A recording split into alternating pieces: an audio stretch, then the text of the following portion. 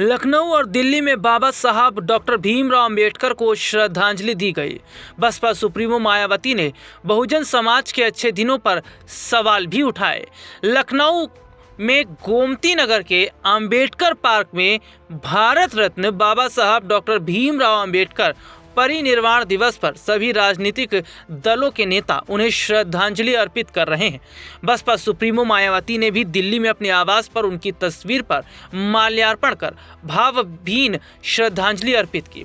लखनऊ से लेकर दिल्ली तक श्रद्धांजलि अर्पित करने का कार्यक्रम हो रहा है। इस मौके पर मायावती ने कहा कि स्वतंत्रता दिवस, गणतंत्र दिवस, अंबेडकर जयंती और परिनिर्वाण दिवस जैसे विशेष अवसरों पर यह सवाल बार बार मन में उठता है कि संविधान के मानवतावादी और कल्याणकारी उद्देश्यों पर आधारित करोड़ों बहुजनों के आत्मसम्मान और स्वाभिमान वाले अच्छे दिन आखिर कब आएंगे।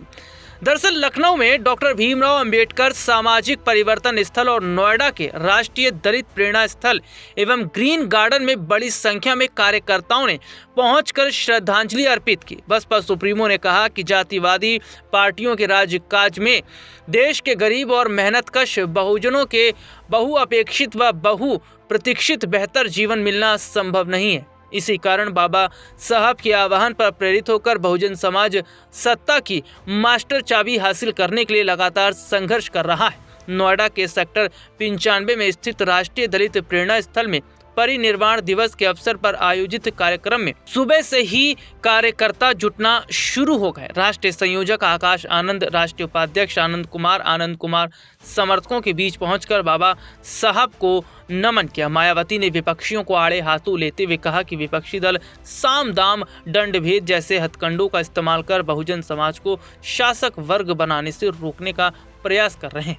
ऐसे में बहुजनों को अपनी वोटों की ताकत की पहचान करनी होगी और उसे मजबूती से बचाना होगा।